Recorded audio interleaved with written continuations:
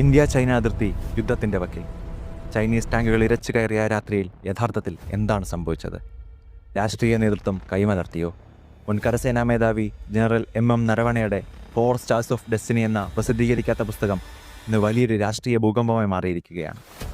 ഇന്ത്യയുടെ സുരക്ഷാ രഹസ്യങ്ങളും അഗ്നിപത് പദ്ധതിയുടെ ഞെട്ടിക്കുന്ന സത്യങ്ങളും വെളിപ്പെടുത്തുന്ന ഈ പുസ്തകത്തിലെ പ്രധാന കാര്യങ്ങൾ നമുക്ക് നോക്കാം. 2020 ആഗസ്റ്റ് 31 ലഡാക്കിലെ രചൻല ഭാഗത്തേക്ക് ചൈനീസ് ടാങ്കുകൾ മുന്നേറുന്നു. ഒരു ചെറിയ നീക്കം മതി വലിയൊരു യുദ്ധത്തിന് തിരികൊളുത്താൻ.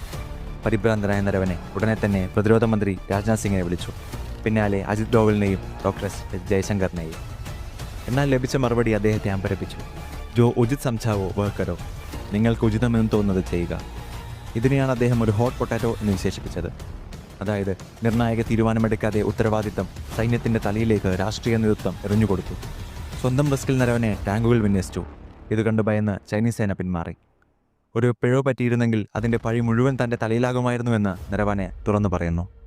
കൂടാതെ അഗ്നിപത് പദ്ധതിയെക്കുറിച്ചും പുസ്തകത്തിൽ കടുത്ത വിമർശനമുണ്ട്.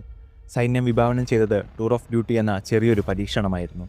എന്നാൽ സർക്കാർ അതിനെ നേവിക്കും എയർഫോഴ്സിനും പോലും അറിവില്ലാത്ത രീതിയിൽ ഒരു വലിയ പരിഷ്കാരമാക്കി മാറ്റി.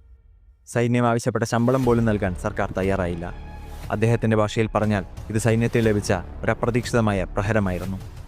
ഇത്രയും വലിയ വെളിപ്പെടുത്തലുകൾ ഉള്ളതുകൊണ്ട് തന്നെ പുസ്തകത്തിൻ്റെ പ്രസിദ്ധീകരണം ഇപ്പോൾ തടഞ്ഞു വച്ചിരിക്കുകയാണ്.